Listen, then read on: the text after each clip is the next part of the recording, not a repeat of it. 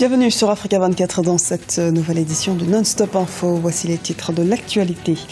Le président Alassane Ouattara a prêté serment ce mardi en Côte d'Ivoire. Fier d'un bilan économique inattaquable selon lui, le chef de l'État ivoirien dit vouloir poursuivre son programme. Collaboration entre Afreximbank et le groupe nigérian Dangote afin de contribuer au développement économique et à l'intégration des pays africains à travers le renforcement des échanges commerciaux. Les deux groupes viennent de signer un partenariat lundi 2 novembre à Lagos au Nigeria. La vulgarisation de la littérature au Gabon, l'écrivain autodidacte Jean Duvassa Nyama tente de transmettre sa passion pour les livres à la jeunesse gabonaise. Nous reviendrons sur son parcours et sur son combat qu'il mène pour accompagner les jeunes auteurs. Mais avant de développer ces titres, la campagne électorale est lancée en Ouganda. L'élection présidentielle de février 2016 se prépare. Ce mardi, le président Yoweri Museveni est devenu officiellement et pour la 4e fois le candidat de son parti, le MRN, le mouvement de résistance nationale. Ce même jour, l'ancien premier ministre de Museveni et désormais son opposant, Amana Mbabazi, a lui aussi lancé sa campagne en indépendant. L'opposant historique Kifekiza Besigye entre lui dans la course ce mercredi. Les deux opposants n'ont pas réussi à trouver un terrain d'entente pour présenter une candidature unique face à l'actuel président au pouvoir depuis 1986. Prestation de serment en Côte d'Ivoire ce mardi. Le président Alassane Ouattara a réussi à se faire réélire dès le premier tour avec un score de près de 84% et dans l'apaisement. Des élections législatives doivent à présent avoir lieu dans les 2 prochains mois. Les précisions dans ce reportage d'Olivier Conan, notre correspondant en Côte d'Ivoire. Prestation de serment du président Alassane Ouattara, 24 heures après la proclamation par le Conseil constitutionnel des résultats définitifs de l'élection présidentielle du 25 octobre. Le président Ouattara a été réélu avec 83,66% des voix. Le chef de l'État ivoirien entame un nouveau mandat de 5 ans sous le signe de la poursuite des chantiers pour faire de la Côte d'Ivoire un pays émergent en 2020. Au plan institutionnel, il annonce une révision de la Constitution pour modifier les conditions d'éligibilité à la présidence de la République. Le chef de l'État ivoirien compte mettre un accent particulier sur la réconciliation nationale. Par de nouvelles consultations que j'entreprendrai avec la CONARIV et les autorités traditionnelles de notre pays. Ce processus nous permettra d'accélérer la réconciliation des filles et des fils de notre pays. Dans ce contexte, j'invite tous mes compatriotes, particulièrement les femmes et les hommes politiques, à saisir cette nouvelle opportunité de rassemblement de notre nation. Le discours du chef de l'État a été accueilli favorablement par les Ivoiriens. Nous, on l'attendait pour le premier mandat. Il devait faire ça, parce que c'est la priorité des Ivoiriens actuellement. La guerre a causé trop de fractions et on l'a constaté même pendant les élections. Heureusement pour nous, si nous le redit, on pense bien que ça va être effectif. Et qui va peut-être, ça va essayer de requinquer encore l'esprit des Ivoiriens qui est un peu atteint par la crise passée. C'est une très bonne idée, une très bonne initiative, même parce que c'est ce que toute la Côte d'Ivoire attend. Depuis, je crois, 2010-2011, il y a eu la crise, donc après ça, il y a plutôt la Côte d'Ivoire vit dans une frayeur totale. Donc on attend tous la réconciliation. Nous sommes très heureux de savoir que le président de la République a décidé de réconcilier les Ivoiriens. Parce que sans réconciliation, je crois que si le tissu social est déchiré, ça ne peut pas aller. Au plan économique, la Côte d'Ivoire enregistre de bonnes performances depuis 2011. Le taux de croissance est compris entre 8 et 9%. La population espère maintenant profiter des fruits de la croissance. Partenariat entre Afreximbank et Dangote en vue de promouvoir le commerce intra-africain. Un accord a été signé le 2 novembre pour mettre davantage l'accent sur le développement et la promotion des échanges sur le continent. L'objectif est donc de concrétiser le développement économique sur le terrain, comme nous l'explique Alioune Guindo. Un nouveau partenariat sera scellé entre Dangote Group et la Banque africaine d'import-export, Afreximbank.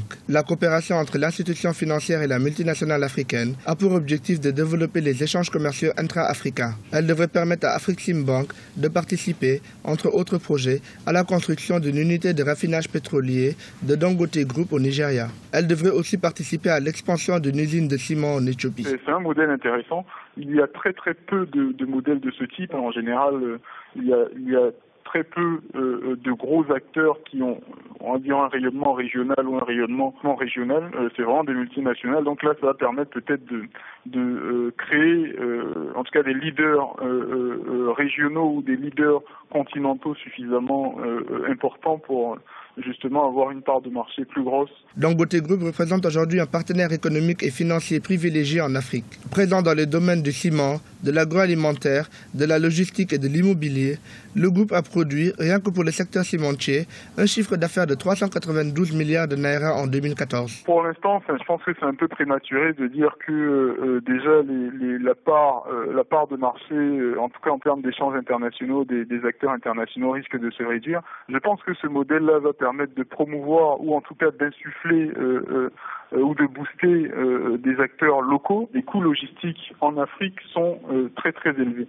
Donc naturellement, dès lors qu'il s'agit de financer ou de préfinancer des opérations de transactions de biens entre États africains, cela pose un problème parce que naturellement les conditions en termes de performance logistique et en termes de coûts de transaction sont relativement défavorables. À terme, la collaboration entre l'institution financière et la multinationale devrait permettre de développer la création de nouvelles richesses au sein du continent africain.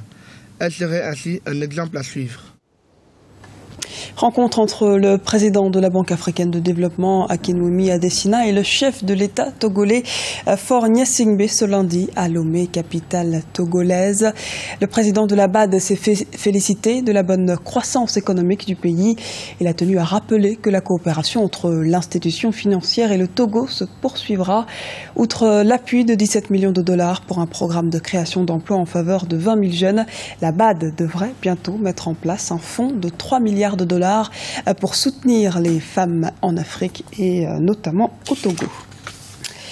Allons à présent à la découverte de l'écrivain gabonais Jean Divassa Nyama, Grand Prix littéraire d'Afrique noire 2008. Ce passionné de lecture et d'écriture souhaite à présent transmettre sa passion aux jeunes. Douglas Toutoum, notre correspondant au Gabon, est allé à sa rencontre. La cinquantaine révolue, l'écrivain autodidacte Jean Divassa Nyama est sans conteste aujourd'hui le plus titré des écrivains gabonais. Sacré Grand Prix littéraire d'Afrique noire en 2008 et Grand Prix Omar Bongo des lettres en 2013, ce passionné de lecture et d'écriture veut partager sa passion.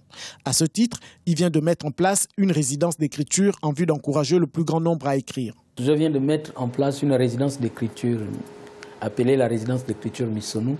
Donc je m'évertue à faire la promotion de l'écriture. Mon rêve, c'est de laisser au moins cette résidence d'écriture faire éclore d'autres écrivains qui sont peut-être en train de se chercher ou bien qui se sont trouvés mais qui n'ont pas encore trouvé leur propre voie.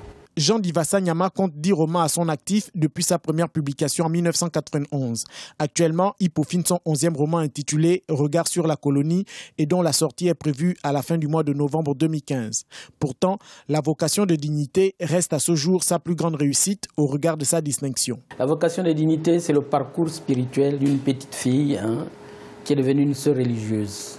Malgré la pesanteur de la société pour nous, qui veut qu'une fille doit se marier, faire des enfants, Dignité a choisi la voie royale parce qu'elle a pensé qu'en étant sœur religieuse et infirmière, elle va prolonger la lignée de la calebasse. L'écho positif de la plume de Jean Divassa Nyama pourrait bien aider les jeunes auteurs. Cependant, même si les œuvres de ce dernier sont appréciées en Afrique, il n'en demeure pas moins que la résidence d'écriture qu'il vient de lancer est encore loin d'écrire ses premières lettres à l'encre indélébile.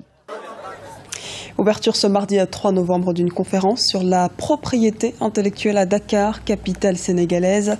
La question de la propriété intellectuelle demeure entière sur le continent africain et freine son développement car l'Afrique peine à exporter ses savoirs et à lutter contre la contrefaçon qui touche notamment le secteur des médicaments mais aussi des productions audiovisuelles ou encore musicales. C'était le journal de la rédaction. Merci de nous avoir suivis.